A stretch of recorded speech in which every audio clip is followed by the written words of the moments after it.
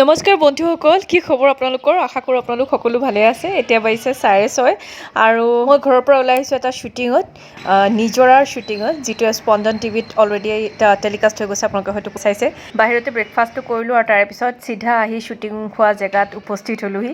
আৰু আজি যিহেতু ফাৰ্ষ্ট ডে শ্বুটিংটো আৰম্ভ হোৱাৰ, সেইকাৰণে অকণমান পূজা কৰি লোৱা হ'ল, এটা নাৰিকল ভাঙি লোৱা হ'ল, ধুনীয়াকৈ একেবাৰতে ভাগ খালে দেই। আৰু মই চিধা আহি মেকআপত বহিলোহি আৰু মোৰ লুকটো এনেকুৱা ধৰণৰ আছিলে, একেবাৰে চিম্পল ছোৱালী এজনী। আৰু সেয়া মেকআপ চেকআপ কৰিলোঁ, একদম ৰেডি হৈ ল'লোঁ। কেনেকুৱা লাগিছে আপোনালোকে জনাব দেই কমেণ্ট কৰি। নমস্কাৰ বন্ধুসকল, আন এটি নতুন ব্লগলৈ আপোনালোক সকলোকে স্বাগতম জনাইছোঁ আৰু আশা কৰিছোঁ আপোনালোক সকলো ভালে চলি আছে। লাষ্ট ব্লগ এটাত আপোনালোকক জনাইছিলোঁ যে মই এটা শ্বুটিং কৰিবলৈ গৈ আছোঁ আৰু আজি মই বৰ্তমান মেকআপ লৈ ৰেডি হৈ আছোঁ শ্বুটিং লোকেশ্যনত NK টিভিৰ কাৰণে।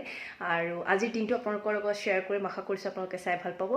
শ্বুটিঙৰ যিকোনো বিভিন্ন ধৰণৰ মুহূৰ্ত আৰু আপোনালোকক দেখুৱাবলৈ মোৰ সম্ভৱ হয়, সেইখিনি আপোনালোকৰ লগত আজি মই শ্বেয়াৰ কৰিম।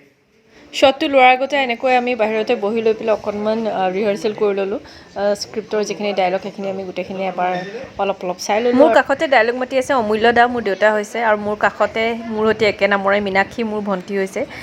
ডিৰেকশ্যন দিছে সৌৰভে আৰু এছিষ্ট কৰিছে কৌশিকে।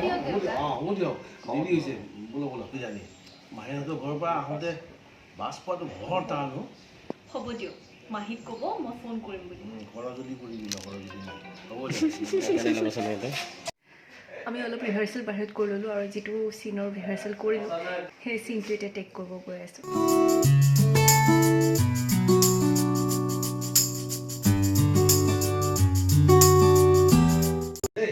হ'ব দিয়ক দেউতা, মাহীক ক'ব মই ফোন কৰিম বুলি।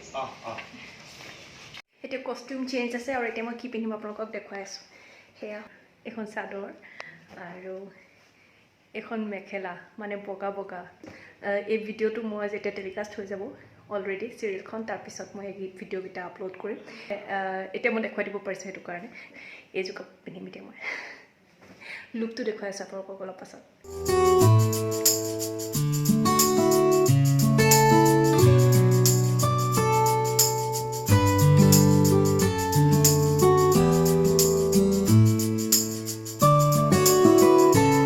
আৰু ৰাহিক মই বহুত বেছি মিছ কৰি আছোঁ। অলপ ৰাস্তাৱে কৈছে একদম পূৰা খেল ধেমালি কৰি আছে, ভালকৈ আছে, ফূৰ্তিত আছে, কৈ আছে। কিন্তু তথাপিতো মাকৰ মন ন, অলপমান টেনশ্যনটা হৈ আছে, ভালকৈ খাইছে নে, মন মাৰি আছে নেকি, কাৰণ ইমান দীঘলীয়া গেপ এটাত থাকে। মই তাইক কেতিয়াও এৰি থৈ অহা নাই, আজি ফাৰ্ষ্ট টাইমৰ কাৰণে তাইক এনেকৈ ইমান দীঘলীয়া সময়ৰ কাৰণে এৰি থৈ আহিছোঁ। আৰু ৰাতি কেতিয়া বজাত ঘূৰি যাওঁ সেইটো ক'ব নোৱাৰোঁ, অকণমান লেট হ'বও পাৰে। মনটো মাজে মাজে বেয়া হয় তাইলৈ যেতিয়া মনত পৰে। এতিয়া খাবলৈ লৈছোঁ মই একাপ চাহ, আৰু চাহকাপ খোৱাৰ পাছতে আমাৰ শ্বটটো ল'ব। পটাপট চাহকাপ খাই লওঁ। এই ৰ'দত দি থোৱা ঝাৰুকেইডাল দেখি মোৰ মনত পৰিছে যে ঘৰত মোৰ এডাল ঝাৰু ল'বলগীয়া হৈ আছে। আমাৰ মেকআপত আছিলে অনামিকা, তাই সৰুও হয় আৰু সেইকাৰণে আমি চবেই তাইক জোকাই থাকোঁ। এতিয়াও তাই মেকআপটো ৰিটাচ কৰিব আহোঁতে আমি তাইক কিবা কিবি কৰি পেলাই জোকাই আছোঁ।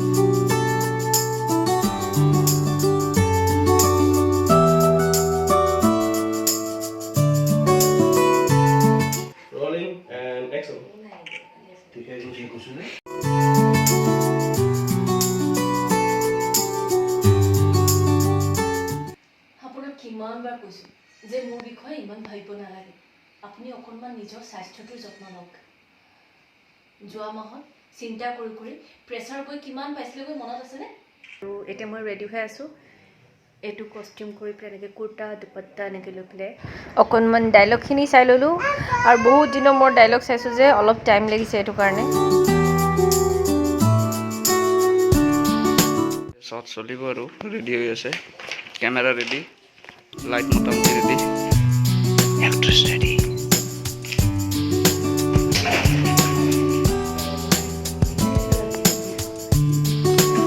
তাতে মানে হৈছিলে কি, মীনাক্ষীয়ে মানে মোবাইলটো চাই আছে আৰু মানে অকণমান তাই মানে তাতে কি চলি আছে গম পাই থকা নাই বৰ্তমান।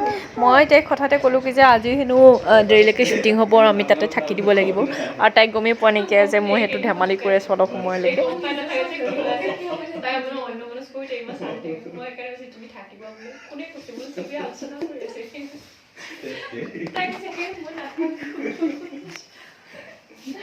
নাই আজি শ্বুটিঙৰ পৰা যাব দিয়া নহ'ব।